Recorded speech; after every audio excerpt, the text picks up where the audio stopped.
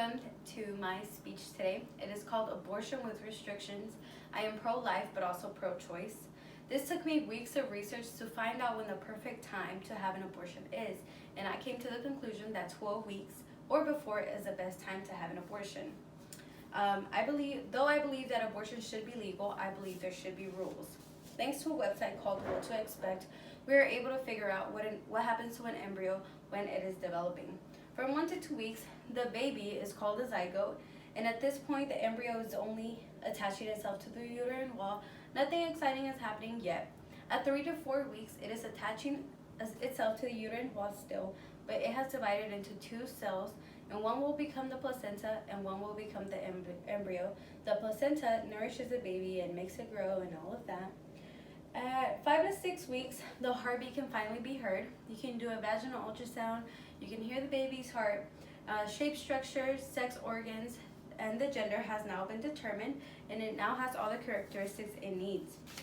At 7 to 8 weeks, the embryo is as big as a raspberry. The sex organs have completely developed, and all essential organs have been completed, and the heart has been divided into 4 chambers. From 9 to 10 weeks, embryo has all the vital organs. It is now the size of a prune, digestive juices are going, and bone marrow is now maturing. At 11 to 12 weeks, it is the size of a lime. It is developing white cells, hormones are also developing, and basic brain function has begun. This leads me to my next point as to why women should be allowed to have an abortion. But first, let's get to what happens to a woman's body when they first become pregnant. From 1 to 4 weeks, they actually do not feel anything but their normal menstrual cycle symptoms. So this includes bloating, a little bit of spotting, a little bit of cramping, breast tenderness. By 5 to 6 weeks, they notice that they no longer have their period, which kind of leads them to think, maybe I am pregnant. So this leads them to swollen breast, fatigue, frequent urination, implantation bleeding, which is when the embryo is now attaching itself to the wall, and it causes a little bit of bleeding, which is not really concerning, at least not yet, unless it becomes a lot of bleeding. From 7 to 8 weeks, morning sickness kicks in sadly. At 9 to 10 weeks, extreme fatigue, indigestion, and heartburn has begun. 11 to 12 weeks, which is when the abortion should take place, stomach pain, extreme discharge, spotting, and dizziness has begun.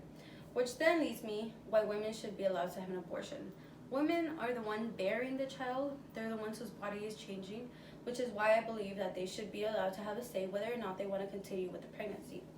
At 12 weeks, if they were to have a surgical procedure before the 12-week mark, the procedure would only take 3 hours or less.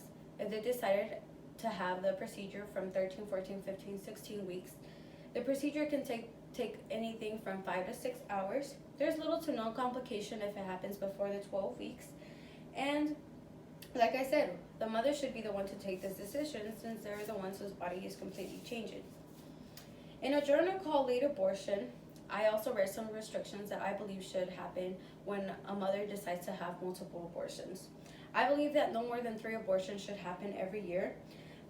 Using a contraceptive, no condom, equals to no abortion to me, because there's many opportunities to get condoms, there's many opportunities to take an emergency contraceptive, essentially almost for free in certain places. And if they can't use any of those, then why should they be allowed to have an abortion, or at least more than 3 times a year? It should not be used as a birth control, in my opinion. And not only for the child, it's for their own well-being. No children. They risk having no children in the future, since a surgical abortion can sometimes go wrong and a piece of the embryo can be left inside of the body. Conclusion, the woman should be allowed to have an abortion, or whatever they think is best for them. If they decide to have an abortion, adoption, whatever it is their decision, it is their body. And women are the one carrying the babies, so therefore they should have the abortion with restrictions, like I said. Thank you.